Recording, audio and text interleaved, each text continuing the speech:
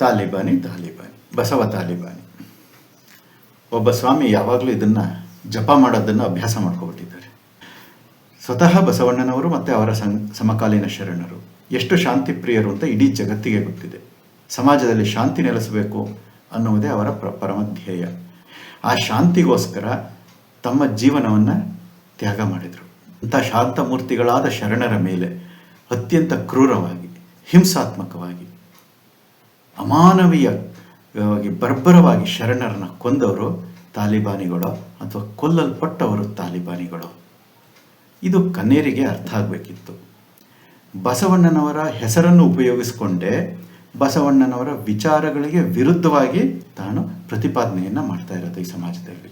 ಯಾರನ್ನೋ ಓಲೈಸಲಿಕ್ಕೆ.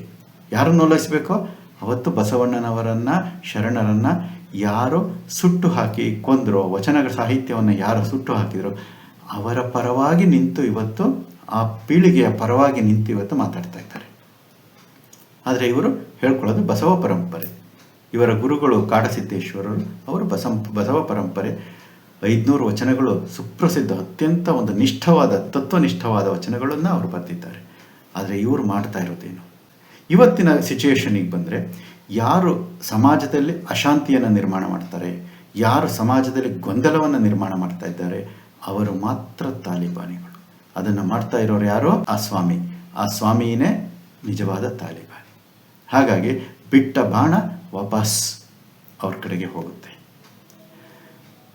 ಅವರು ಪ್ರಶ್ನೆ ಕೇಳ್ತಾರೆ, ಇದರಲ್ಲಿ ಬಸವಣ್ಣನವರು ಹೇಳಿದಂಥದ್ದು ಏನೋ ಜಾತ್ಯತೀತ ವ್ಯವಸ್ಥೆ, ಎಷ್ಟು ಮಠಗಳಲ್ಲಿ ದಲಿತರನ್ನು ನೇಮಕ ಮಾಡಿದ್ದೀರಿ ಅಂತ. ಸ್ವಾಮಿ, ಈ ಮಠಗಳಲ್ಲಿ ದಲಿತರನ್ನು ನೇಮಕ ಮಾಡಬೇಕು ಅಂತ ಇಲ್ಲ, ಯಾರನ್ನು ನೇಮಕ ಮಾಡಬೇಕು ಅಂತಲ್ಲ, ಇದು ಓಪನ್ ಟು ಆಲ್. ಯಾರು ಲಿಂಗತತ್ವದಲ್ಲಿ ನಿಷ್ಠೆಯನ್ನು ಇಟ್ಟುಕೊಂಡು ಬರ್ತಾರೋ, ಆ ಲಿಂಗತತ್ವದಲ್ಲಿ ಸಾಧನೆಯನ್ನು ಮಾಡ್ತಾರೋ ಅಂಥವರಿಗೆ ಅದು ಓಪನ್ ಇರುತ್ತೆ. ಅವ್ರು ಯಾರು ಬೇಕಾದ್ರೂ ಆಗಿರ್ಬೋದು. ಅದು ಲಿಂಗಾಯತ ಪರಂಪರೆಯಲ್ಲಿ ಇತಿಹಾಸ ಇದೆ.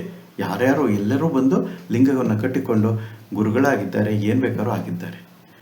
ಆದರೆ ಈ ಪ್ರಶ್ನೆಯನ್ನು ತಾವು ಕೇಳಬೇಕಾಗಿರೋದು ಎಲ್ಲಿ ಅಂತಂದರೆ, ಯಾವ ಪರಂಪರೆಯನ್ನು ನೀವು ಬಸವಣ್ಣನವರು ತಿರಸ್ಕರಿಸಿ ಬಂದರೂ ಇವತ್ತು ನೀವು ಯಾವ ಪರಂಪರೆಯ ಬೆಂಬಲಿಗರಾಗಿ ನಿಂತಿದ್ದೀರಿ, ಆ ಪರಂಪರೆಯ ಮಠಗಳಿಗೆ, ಆ ಪರಂಪರೆಯ ದೇವಸ್ಥಾನಗಳಿಗೆ, ಆ ಪರಂಪರೆಯ ಟ್ರಸ್ಟ್ಗಳಿಗೆ, ಆ ಪರಂಪರೆಯ ಸಂಘ ಸಂಸ್ಥೆಗಳು ಏನಿದ್ದಾವೆ ಅಲ್ಲಿ ತಮಗೆ ಎಂಟ್ರಿ ಇದೆಯಾ ಅಂತ ಫಸ್ಟ್ ನೋಡ್ಕೊಳ್ಳಿ.